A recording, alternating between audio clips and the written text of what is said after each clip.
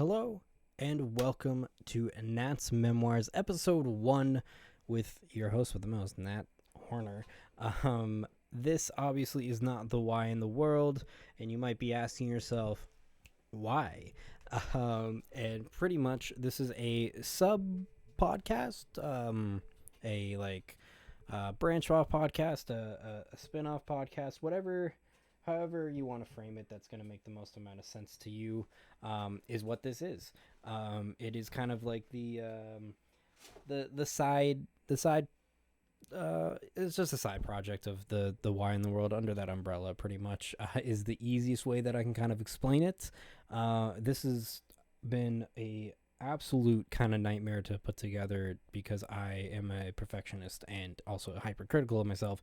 So anytime I'm talking for a very long period of time, just by myself, I just get in my own head. So this is going to be very interesting to see how it ends up turning out. And I have some topics to kind of talk about. There's no real structure or anything to this yet, at least. Kind of just taking it easy, kind of just doing whatever I feel is right in the moment for the time being. Each podcast will feel a little bit different for when an episode of this one drops. And these episodes and the specific podcast is pretty much just reserved for times like in the situation that I'm in now, where I had a plan for an episode that had to get shuffled around just due to scheduling conflicts. And I couldn't find a suitable replacement kind of podcast in time. And specifically with the next guests, I wanted to make sure that I got them in by, I wanted them on for this week's episode, hence why it is actually going to be pushed to next week, because it still lines up, because I want to do it as a little promotion for them, and to help them out, which I will get into more a little bit later. But I want to kind of help them out a little bit, and I want to make sure that the podcast will do the most amount of help that I want to be able to do with it, by making sure that it is out by then. But yeah, by next Friday. It doesn't make any sense, but I will explain later, and then you'll be like, oh, okay, why didn't you just say that in the first place, you freaking idiot? And I'll be like, okay, you're right. You're right, though. Anyways, I guess I should give myself a 30-second elevator pitch, or give you guys a 30-second elevator pitch, as I've made every guest of mine do so far. So my name is Nat Horner. I am an indie artist and entertainer out of southwestern Ontario. I like food. I'm a very awkward and just oddball kind of guy who suffers from having imposter syndrome and the biggest ego on the planet Earth. And I just like to goof around and have a good time. And that's what I want to do on this podcast and do with this platform. And so I've said podcasts about 50 billion different times, so I might as well get into why I decided to start the podcast in the first place. Not just this one, but the why in the world in general, and kind of talk about that. So I guess without any further ado, we'll get right into it with the why in the world. So I've been wanting to do a podcast for a little while, especially while I was in college. The idea definitely came in my head because I realized, I'm like, well, because they told us, and I was like, oh yeah, that makes sense. Like, a lot of the stuff that I learned in college, the basic skills, fundamentals, and everything, apply perfectly to creating a podcast and working on a podcast and doing all that fun stuff. So I wanted to do that. I wanted to kind of keep those skills sharp and into use, and I wanted to have a little bit more creative control and freedoms to be able to do whatever I want and say whatever I want without having to worry about, like, I can't say Super Bowl because the company that I work for doesn't own the rights to the Super Bowl, which is a real thing in radio. That's why if a radio station never says the big game, there you go. There's your little there's your little trade secret. Just dropping bombs like there's no tomorrow. But yeah, so I wanted to do that since college. I had a few different ideas, and then just due to my own kind of laziness and also trying to hold on to the fleeting idea of me being a musician and doing music, with all that, I kind of just kept putting it on the back burner, saying I'll do it eventually, I'll do it eventually, I'll do it eventually. And here's eventually. So I so the decision to actually do it came from me realizing that, and I guess like it came with the decision of me stepping away from music, which I'll get into next. But once I made that decision, I kind of wanted to. I started to kind of nail down a bit of a format that I wanted to do, and the format ended up being what you've seen so far, a kind of sit down interview ish style. Just kind of talk podcast where I talk shop with whoever the heck I want about whatever the hell I want. So yeah, that's kind of the idea and the birthing place of it. The reason that it's on YouTube and it hasn't gone to like Spotify or Apple Podcasts or any other podcast hosting service or website yet is because I knew the only way that I was going to start this is if I did a soft launch, and I did it the easiest way that I could, which is recording on OBS and putting it up on YouTube, or recording through Zoom and putting that up on YouTube. It was just easy, and I knew the more steps and the more complicated I made it for myself, the less likely I would be to do it. So here we are. I think this is really going to benefit me in the future, and obviously, well, it's not really obviously to you lovely folks, but all of these episodes of the Why in the World that are on YouTube will also be available audio, like for audio listeners, eventually, once I figure out all that and figure out how I want to do it and the way that I want to do it and everything like that. It will be available audio only. So for now, I'm sorry, it's just YouTube. Hence why for this, I am using my wallpaper because it's cool as the backdrop for this, because I figured that just me on the screen was kind of boring. And I even did a take of this podcast where I was playing Minecraft, and it was fine, but I'm not good at Minecraft anymore because when I play Minecraft, I just mess around in creative because I don't have the patience to sit there and grind. And this is a tangent, I'm sorry, but I don't have the patience to sit there and grind and do all the stuff to get to the end and kill the Ender Dragon and go to the end cities and build this and do that. It's like, if I want to build something, I just want to be able to build it. I don't want to have to think about, oh, well, like, do I have enough materials for this? Oh, I need no, am I gonna, I gotta make sure I sleep so I don't phantoms come get me. Like, it's long. It's so long, and I do not have the patience for it. Maybe I'll tackle it one day. And maybe I'll start a hardcore series on my other YouTube channel. Probably not, but you never know. But anyways, tangent aside, doing it on YouTube is just the easiest way to do it. Less steps, the better. So that is the why in the world, at least as of right now. Most of the premise behind it too, I don't think I've ever explained it on the show, is that I wanted to get to the why of what people do, because we do focus so heavily on what people are doing, and how it's impacting the world and everything like that, or impacting other people, or just like how it's affecting and impacting, that individual person. But we never really focus on the why. And I find that the most complete answers come from a why question, like the most aha kind of answers and moments come from a period of, and a moment of why. So I really want to kind of perpetuate that, and I'm still trying to find that. I definitely haven't gotten there yet.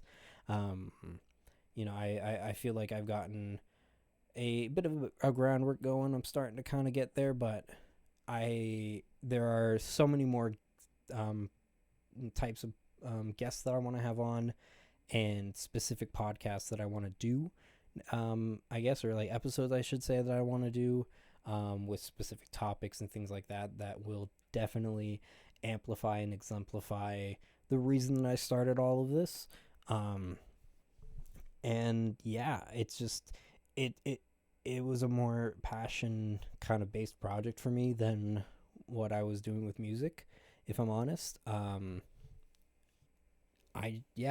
that's kind of it, really. Like I just wanted a new forum to kind of talk about things, because events would come up, things would happen, and I wanted to talk about it, but it's hard to kind of pigeonhole yourself into a song about it sometimes, and I felt this would be a nice way to do it, and I also have always been fascinated in the why of what people are doing. And like I said, I feel like it's being missed nowadays, and we're focusing a lot more on the what. So I thought having a why kind of platform for people to express themselves and what they're feeling, why they're doing it, and what's kind of going on there. I thought it was a kind of cool idea, and it was something I'm very passionate about. I still am very passionate about it. You know, I know 3 episodes deep, like it could be pretty dicey. You never know what's gonna happen, but yeah, I am super proud of what I've been doing so far. I'm super excited for what's coming next, and I can see this. I can see this coming into its own very soon, and I'm very excited to continue to watch it grow and to continue to grow it. And yeah, I'm honestly pumped. I don't know how my tone translates, because like I'm trying to be as expressive as possible while I'm recording, and then I'll go back and I'll rewatch some of the other podcasts that I've done. I'm like, wow, that was a monotone fucking question, or that was a what did you think about that?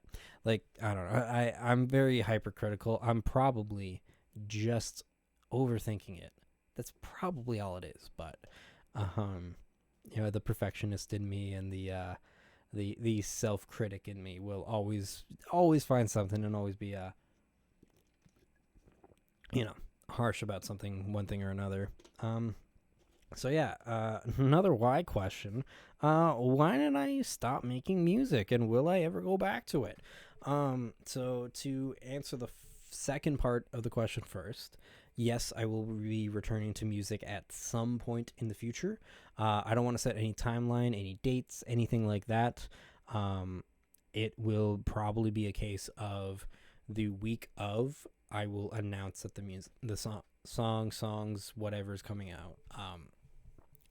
Because I have gotten into this very bad habit where I will, announce something either a month, 2 months, even 3 months in advance, and be like, I'm doing this thing, and you all better be there to watch it and look at it and listen. It's gonna be great. And then putting off actually doing the work to get it done for that timeline, or for that deadline, I should say. And then like a month before, panicking and rushing and struggling to get it to sound exactly how I want it to sound, because I didn't give myself enough time to play around with the mixes and stuff. And I'm like, it's like close enough. It's like right there. It's put it out. And it just, after doing that for so long, it just drained me of my passion for music and writing and everything like that. Like, I would go on a tear, writing, recording, producing, doing everything that I could, making songs, multiple ones, like really diving headfirst into it, and then just be incredibly burned out because I set such tight timelines and deadlines for myself, and I said, well, I have this time to do it, so why can't I do it?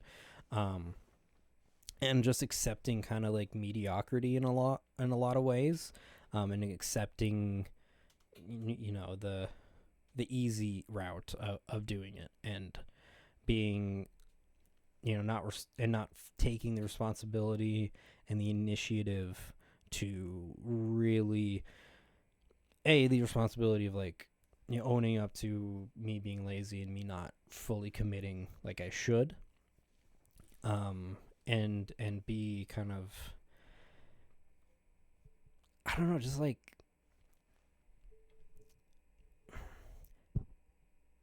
yeah, this is just like a long therapy session or something. I don't know, this is weird. Yeah, pretty much it boiled down to, it got to where it got to the point where I just was doing it for the sake of doing it. I had been talking for years about how I wanted to be a musician. I've been talking for years about how I wanted to be this, do that, do this, and I was going to do all these crazy things. And I just needed it to happen to kind of validate myself, and to be able to tell my friends, like, yeah, look, I did it. And it just wasn't a healthy way to do it, and it wasn't a fun way to do it, and I would just get burnt out from doing it, and I'd take time off, and as soon as I'd take time off is when I'd get creative again, and so then I'd start working on some stuff kind of in the background, forget about it for a little bit, go back into it, then forget about it again, then go back into it a bit more, and then come up with a demo that I'm happy about, and then announce that the song's coming out in like 2 months, and I literally only have a demo. And just getting into that cycle of like getting really excited again and then ruining it by setting an unrealistic expectation on myself, that I would not be able to deliver either the quality of the product that I wanted to deliver. Excuse me. If I made you yawn, leave a comment down below and make sure to give a thumbs up. But yeah, I would either, put out a subpar product, or I wouldn't put it out at all. And it just, after doing that and getting myself so burnt out and then so hyped up and then so burnt out, I just kind of stopped, and I looked at myself and I said, do I really want to do music for me, or am I just doing it to do it? Like, am I just a parody of myself at this point?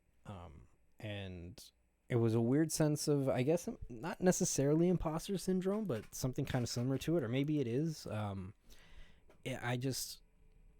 don't know. It wasn't my authentic self anymore. And the music that I was making and releasing was just, if anything, a relic of a person that I was, that I felt I still needed to portray that I was, even though I wasn't that guy anymore. For better and for worse, I'm not that guy anymore. I'm not that angry 17, 19, 20, 21, whatever, like all the different times I release music. I'm not that angry kid anymore. I'm not this tortured artist, broken soul, who, like, I don't know, needs to just let the world know that he's upset about something, and it wasn't me anymore. I've mellowed out a lot. And I've reassessed my priorities, and I have them in I have my ducks in a row. I know what's important to me. I know who's important to me, and I know the person that I want to be, and I know that getting there is a long road, and I'm never going to fully be the guy that I want to be, but I am always going to make sure that I'm reaching for that goal every single day, that I am climbing towards that goal, and that I don't stop until I get there.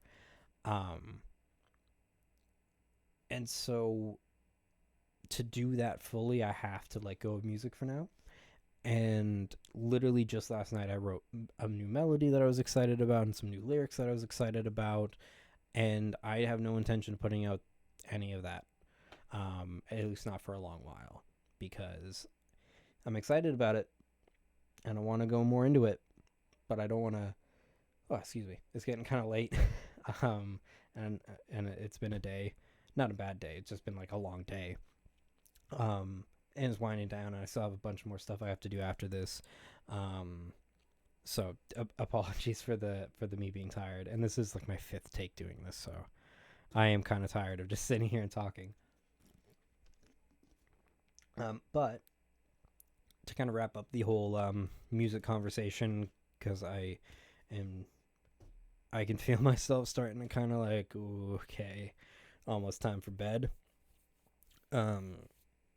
So yeah, just to wrap up music, I will return to it one day.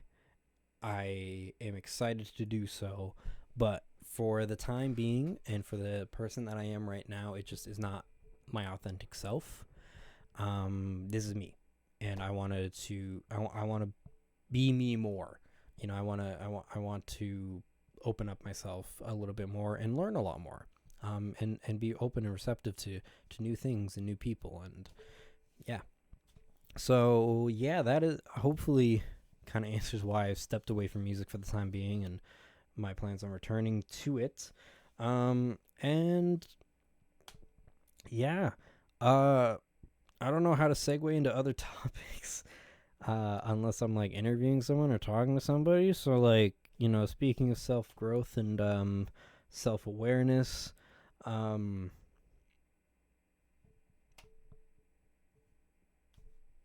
I don't know actually. Self growth, self awareness. Yeah, I have notes literally just written down on my phone of just topics. What am I going to do with those topics? Where am I going to go with them? I feel like I've covered a lot of growth and self awareness talk, um, during the music thing.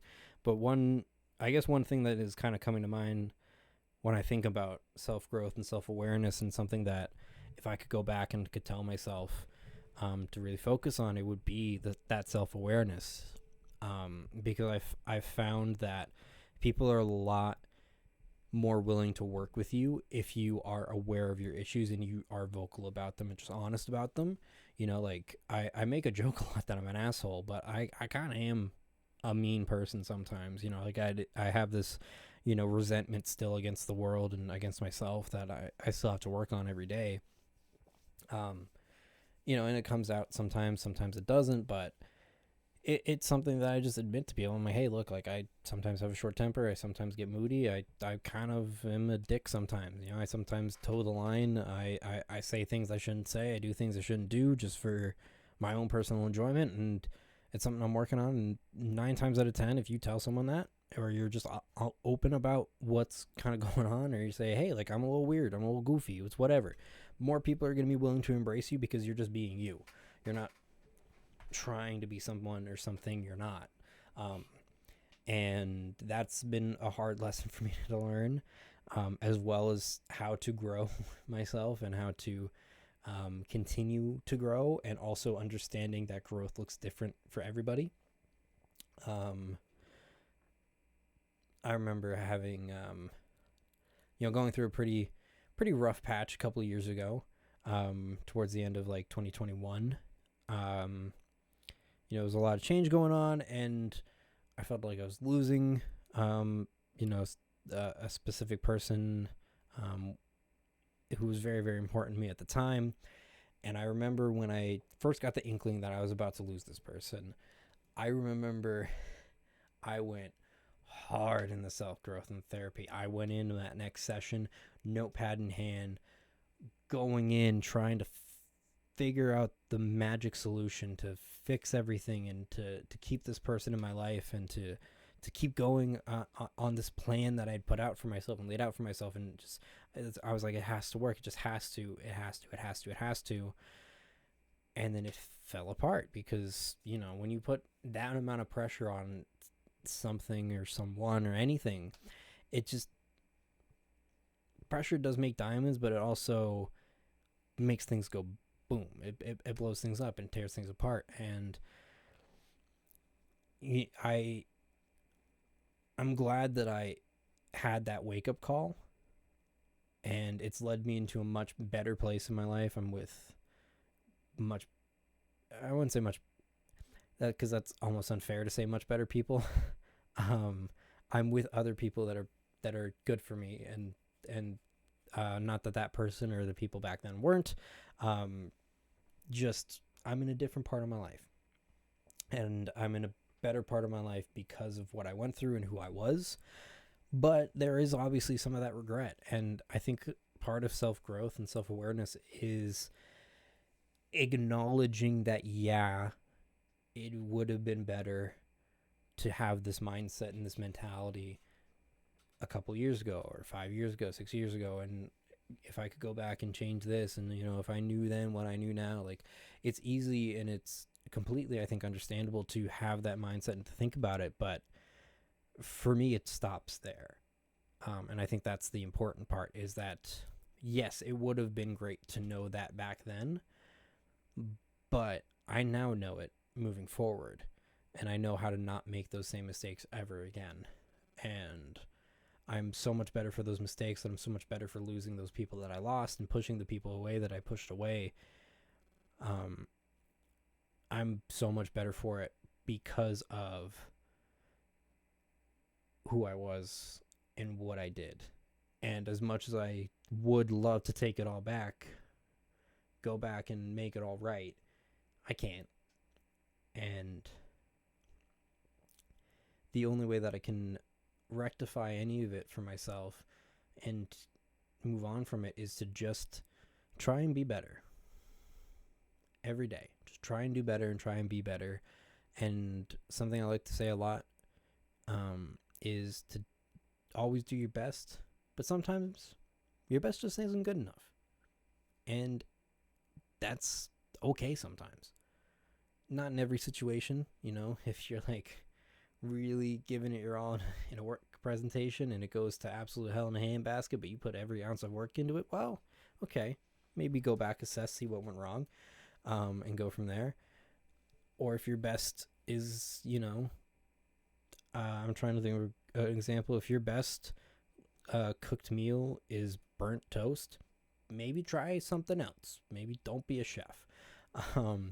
But when it comes to trying to be better, that's the best you can do is your best. And as long as you're doing that, and even if you don't hit your, you know, goal that you're putting on yourself, that is still a win, and you're still doing what you should be doing. So yeah, I guess to wrap up self-awareness and self-growth and self-work, just kind of something that I like to try and remember for myself, and I tell some of my friends who you know, when they're struggling, if they ask me for advice or if they don't ask for advice, then I just want to give it anyways. You got to be kind and you got to be gentle to yourself. You got to be your harshest critic, but also your greatest support, because at the end of the day, you're the only one who's stopping you from doing anything in this world. You are the only thing stopping you. And yes, sometimes there are outside factors that can get in the way of certain things, but 9 times out of 10, you know, if you really wanted to go to the gym and work out, you would go and do it. And that's where I'm at. Like, if I really wanted to go do it, I would go do it, but I don't. And why is that? I don't know. Is it because I have this weird body dysmorphia thing? Is it because I actually deep down, like subconsciously, I don't hate how I look anymore, and I just have made myself say that I do for so long that it just kind of is like what my conscious brain thinks about? That got deep. I don't know. But, you know, yeah. I don't know. This is kind of getting a little too preachy and a little too cringy for me. So just to wrap it up on that, on the self-growth and awareness, just, you know, take it easy on yourself, but always strive to be better. And just always have that end goal in mind. And once you accept that you will never reach it, see how far you can go. See how close you can fly. See how close you can fly to the sun. Pretty much is what I'm saying here. And yeah, that got deep, and it would have gotten a lot deeper. And this is only episode 1, and I have gotten through 4 points on my list. Technically 6, if you want to like separate each individual topic. I kind of combined. So let's go into a bit of a lighter note. UFC 292 is tomorrow, and we'll talk specifically the main event, because that's pretty much the only fight I care about other than Neil Magny versus Ian Gary. But Aljamain Sterling defending his title for I believe the 3rd or 4th time against Sugar Sean O'Malley. How do I see this fight going? I see it going one of two ways. If this fight goes the full distance, I think it's going to be Sterling on points. I think he's going to win by either a split decision or a unanimous decision. I could see him knocking out or submitting Sugar Sean. But I just realistically, with the title defenses I've seen from Aljo so far, and just the fights that I've seen from him, I don't really see that guy anymore where he's gonna like, crack you, go on the ground with you, do all these different things. He just kind of plays it a little bit safer, at least in my personal opinion. I could also be completely wrong. I'm not a big MMA aficionado. I did a bit of jiu-jitsu back when I was younger. I did just traditional Japanese jiu-jitsu, as I like to call it, because I don't really know what to call it necessarily, under the Shinkiru I guess branch or association or whatever that was. I got my black belt through there. I did a little bit of Brazilian Jiu-Jitsu, was not good at it in the slightest. Did one tournament and got my ass absolutely handed to me by every kid that I went up against because they were training every single day and I was only doing it once a week. So that's fine. So I know like a little bit about MMA, but I know mainly just the UFC. Like I'm definitely a casual. I will not lie.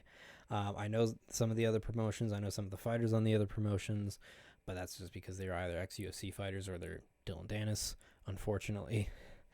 So yeah, that all that preamble to say, I think the most realistic thing that's going to happen is Sterling wins by either split decision or unanimous decision. I think that is just what is going to end up happening, and I think he's going to move up to featherweight. And I think he's going to have a much more... I think he's going to have a better career at featherweight than he is at 135. And the main reasoning for that is the guys at 135 that are like actual threats, he's either fought already or they're Merab, and he won't fight Merab. And I get why he doesn't want to fight his friend and his teammate. Like it's not a fun situation or anything. But at the same time, if you're the champ, you got to fight whoever is like the contenders. Like I don't care. And Merab is clearly the number one guy outside of Sean O'Malley. Like he is the number one guy. And I do think that Merab probably beats O'Malley in a fight. Which is why, like, even if Sean wins this weekend, I don't think he's going to hold the title for long if he's going to be fighting Merab next, which I think would be what the UFC is kind of looking for. Yeah, I don't know. If Sean wins this fight, he's going to win by knockout, and it's going to be in the third round. It's just my personal prediction, but just with how I've seen Aljo fight, he's going to get to the ground and he's going to, try not to get kneed. That's just what it is. We saw it in the Cejudo fight. Like he just stayed down on all fours for a lot of that fight, at least from what I remember. And Henry, to be fair, didn't really do much about it. I don't remember the exact situation, so maybe there wasn't much to be done. I probably should have done a bit more research into it before doing this, but I'm a filthy casual and I'll admit it, so don't get mad at me. I just don't see Aljo winning by a knockout, maybe a submission victory. I could maybe see that, but I don't necessarily know if he's gonna get himself into that position unless Sean does something risky to kind of get like, I don't know. I just see this fight. It's either gonna be a banger, or it's just gonna be another Aljo defense, where it's like, all right, like he beat the contender, cool. It's impressive to an extent, absolutely. Like that second fight with Jan, aspects of the Dillashaw fight, maybe aspects of the Cejudo fight. I just don't see Aljo really doing anything like of note. Like he has a great resume when you look at it on like names, and especially before he became the champ. Some of those wins, like he has a great resume. I don't want to discredit the guy or knock him down any more than the MMA community has already. But at the same time, I don't particularly care for him at 135. I think at 145, he's a lot more exciting. It's a brand new division. He's a bit bigger. He's still bigger than some of those guys. Like, he's coming in probably a little bit more around Connor size, like by fight night, like 170, because that's usually what he's walking around at. So I do think it's going to be great, and I would love to see him versus Volk. Because like, that's the thing, I don't hate seeing watching Aljo fight. Like, I think Aljamain has some some really fun fights from some of the clips I've seen, some of the older fights that I've seen of his. Like, he's an exciting fighter to watch, and even when he does decide to do some stand up and trade and stuff like that, like, there are exciting moments, and he's a fun fighter to watch, and I think he's got pretty decent mic game. He tries to keep it interesting. He tries to kind of bring some life, bring some spark into the bantamweight division. He is 135. I think. I'm 95% sure it's bantamweight, and if I'm wrong, then absolutely skewer me. But yeah, my official pick is Aljamain Sterling, unanimous decision or split decision. I'll say split decision. Aljamain split decision victory, winning 3-2 against Sugar Sean O'Malley. Would I like to see a different fight for the bantamweight strap on this one? Yes, I would have loved to have seen Cejudo versus O'Malley. I think that would have been a very fun fight. I think the build-up would have been super cringe, but super fun at the same time. But who knows? Maybe Sean will pull off the win tomorrow, or Saturday for me, tomorrow for you. Maybe he'll pull it off and be able to ride off into the sunset with that sweet UFC gold, and maybe fight the winner of Marab and Cejudo, because I'm not mistaken, that fight was supposed to be on this card. Yes, it was. It was supposed to be on this card. No longer on this card due to Henry pulling a shoulder while doing a YouTube video, but that's old news. So yeah, I'm excited. I'll be watching, and I am sure that the bantamweight division will not look the same come Monday, regardless of the results tomorrow. So that should be really exciting. As far as other UFC events coming up, we obviously have 293, Adesanya versus Strickland. That's going to be a banger of a fight. I don't care what anybody says. The build-up for it's going to be intense. It's going to be hilarious.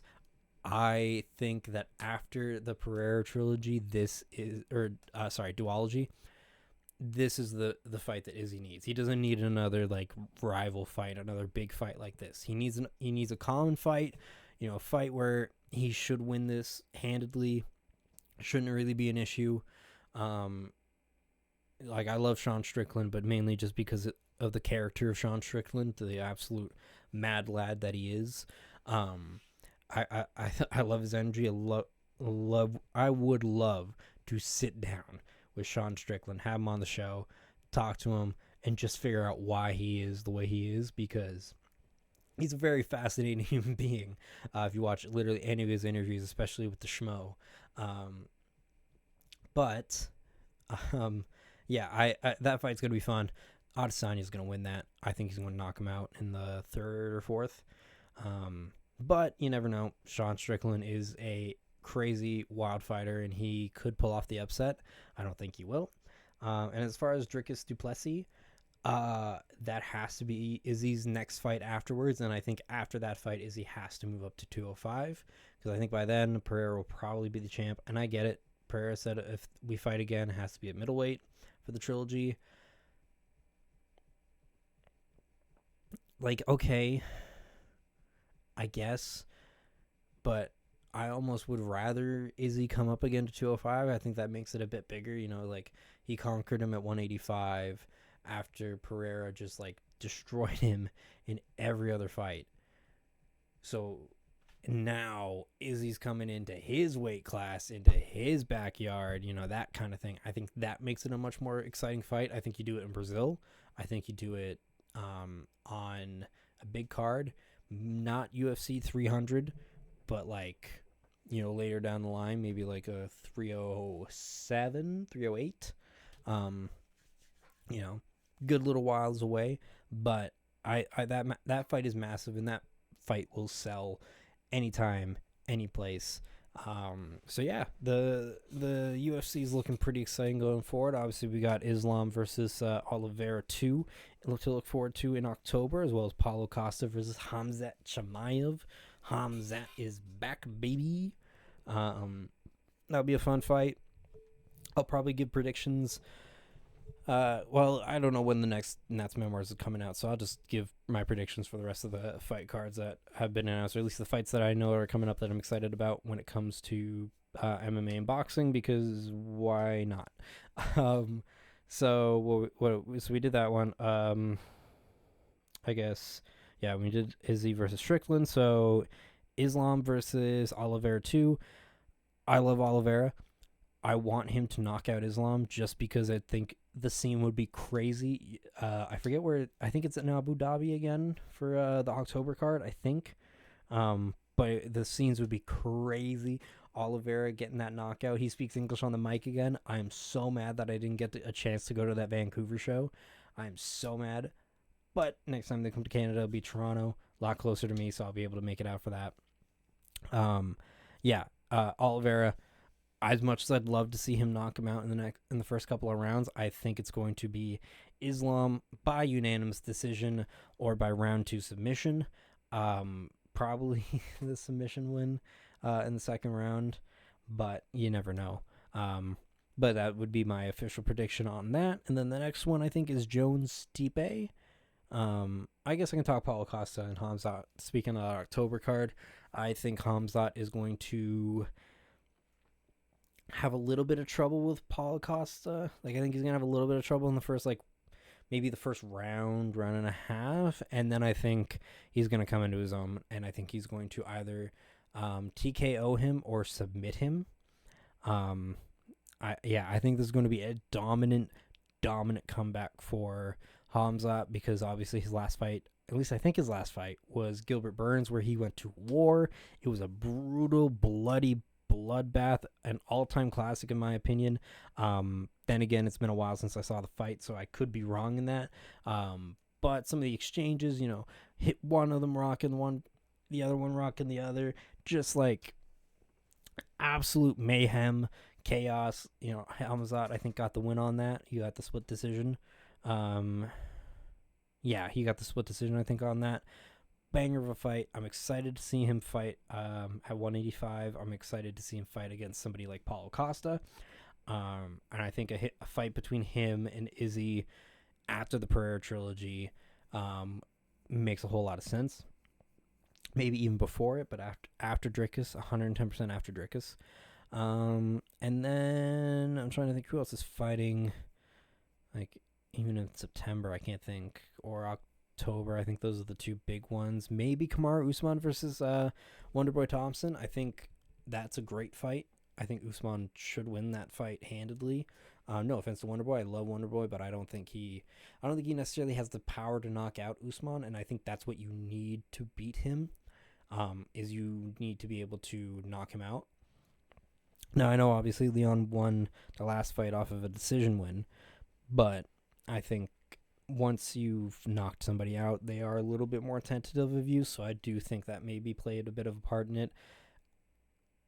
Again, well, I guess not again, but to keep in mind, Leon Edwards is just a great kickboxer. He's a great fighter, so it's not necessarily like I'm not trying to diminish Leon here, but I do think that it helped that he's coming off of a knockout win over him, right?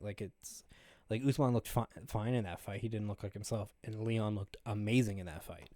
It was a very dominant, very great performance from what I remember. So, but I do think that Usman beats everybody else in that division. I think he beats Wonderboy. I think he beats Colby a third time if they fought again, which I don't want to see that fight. But I know for a fact that if Colby Chaos Covington wins against Leon, if he wins that fight, I know Usman's gonna go and fight Covington for the third time, and I don't want to see it. I don't want to see it. I think Usman wins it. I don't think it's an exciting enough fight, but hey, who knows? Who knows? Maybe I'm just a sour fan who doesn't want Colby to get another title shot. Um, but I mean, if he wins the title, he calls the shots, right? But yeah, and then Jones Stipe in November. I think Jones wins it pretty handedly.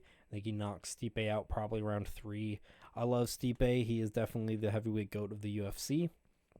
But it if this fight happened last year, like if this fight happened last year or even a few months after the Ngannou loss, I think Stipe has a much better chance. But it's been a while. The last time he was in the ring, he got knocked out, or the octagon, I should say. I don't see him. I saw a way for him to win, and this fight just kept getting pushed and pushed and pushed, and now I'm like, I just don't see it, especially after Jones's performance against Gone. Like that was a dominant performance from Jones that you can't deny.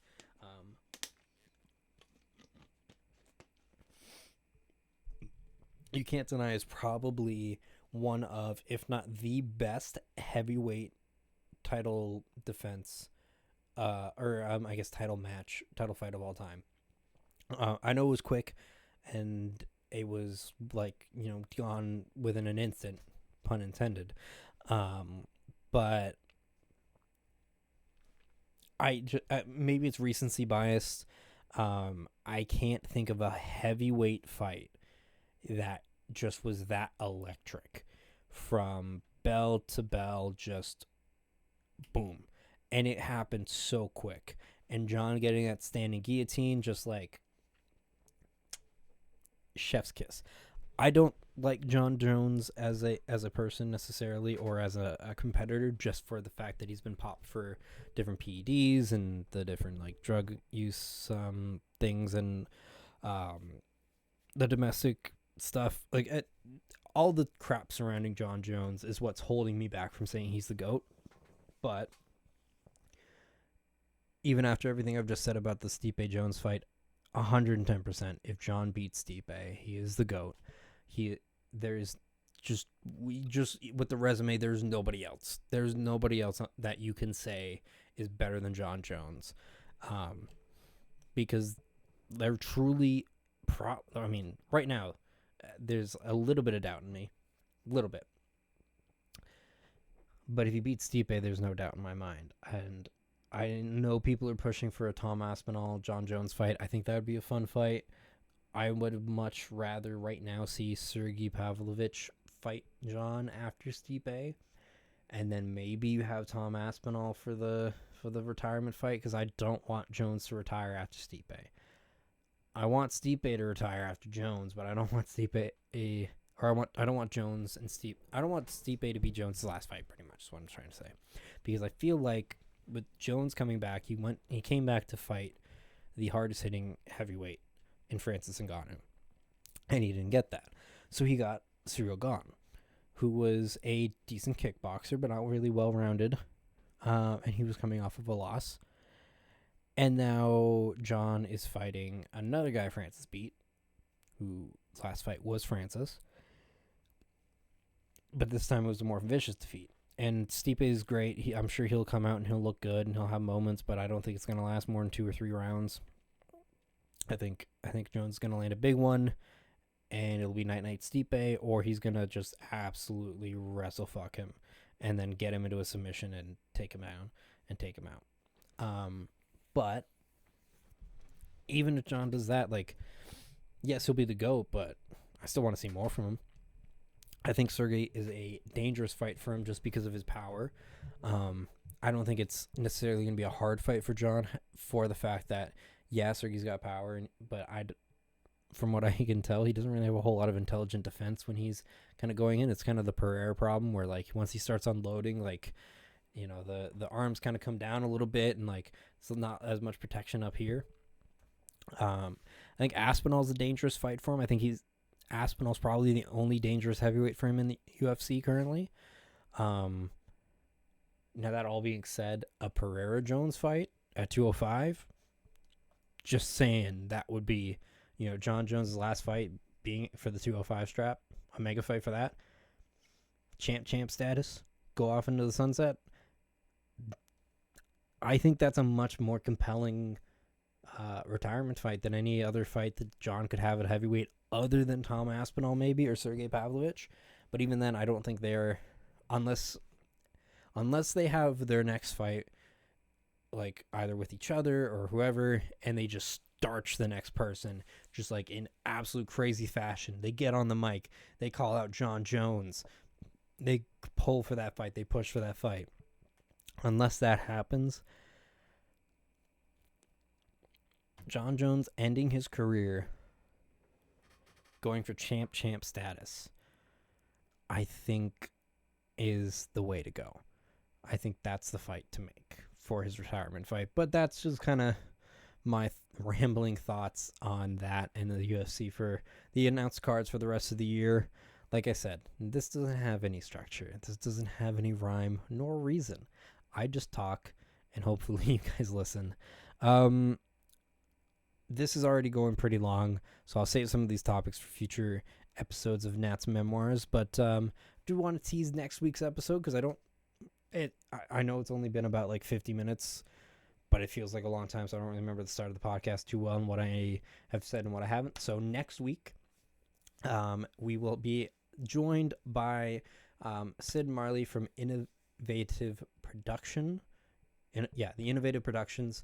I will have the link to their Instagram down below, as well as where you can buy tickets for their show, which is going to be next week. It's called Do You Have the Time? It is a pay what you can. I think minimum is $15, $10-15, depending on if you're a student or not. So definitely go swing by and check it out if you're in the Kitchener-Waterloo area. It is running next Friday, Saturday, and Sunday. I believe it is a evening show on Friday, matinee and an evening on Saturday, and then just a matinee on Sunday, if I remember correctly. But all the information will be down in the description down below, so make sure you go check them out. The podcast will come out with them next Friday. And after that, episode 5 will come out the following week of the Why in the World podcast, and we were just going to keep that truck rolling along. As for when the next episode of Nat's Memoirs is going to be, I cannot guarantee that. I have no real kind of idea as it stands right now. Like I said, like I think I said at the beginning of this is very much a very kind of like, oh, I need a podcast out this week, but I have nobody to bring on. All right, we'll do this. So, yeah, that's kind of it for this episode, I guess. So, thank you so much for watching. Hopefully you enjoyed. Don't forget to like, comment, and subscribe. Leave down suggestions in the comments what I should do for future episodes of this, for future episodes of The Why in the World. So any guests or anything in particular you guys would like to see, let me know down below. My links will also be down in the description, Instagram, things like that. And thank you guys so much for watching. Hopefully this wasn't too rambly and you guys enjoyed it, and I will see you next week with a new episode of The Why in the World. Take care.